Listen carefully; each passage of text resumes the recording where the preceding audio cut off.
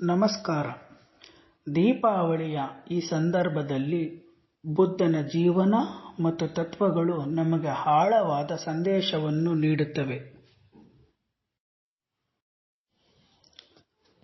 ದೀಪಾವಳಿ ಬೌದ್ಧ ಸಂಪ್ರದಾಯದಲ್ಲಿ ಇದು ಬುದ್ಧನ ಜನ್ಮದಿನ ಅಥವಾ ಧರ್ಮಚಕ್ರ ಪ್ರವರ್ತನ ಸಂದರ್ಭವಾಗಿ ಆಚರಣೆಯಾಗುತ್ತದೆ.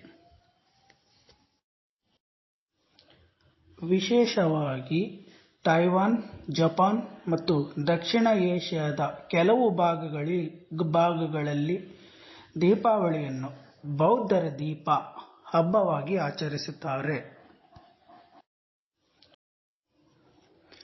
ದೀಪಗಳು ಹಚ್ಚಿ ಬುದ್ಧರ ಮುಂದೆ 108 ಅಥವಾ 1008 ದೀಪಗಳನ್ನು ಬೆಳಗಿಸಿ ಮಂತ್ರ ಜಪಿಸಿ.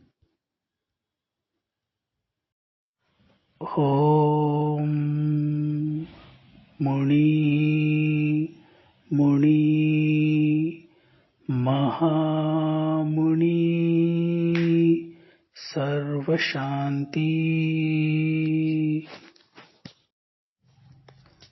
ದಾನ. ದೀಪಾವಳಿಯ ದಿನದಂದು ಬಡವರಿಗೆ ಆಹಾರ, ಬಟ್ಟೆ ದಾನ ಮಾಡಬಹುದು. ಧ್ಯಾನ.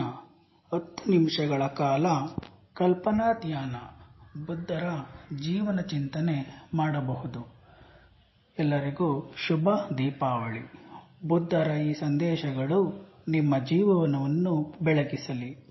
ಅಜ್ಞಾನದ ಅಂಧಕಾರವನ್ನು ಜ್ಞಾನದ ದೀಪದಿಂದ ತೊಡೆಯಿರಿ. ನಿಮ್ಮ ಹಬ್ಬ ಸಂತೋಷ ಮತ್ತು ಶಾಂತಿಯಿಂದ ತುಂಬಿರಲಿ.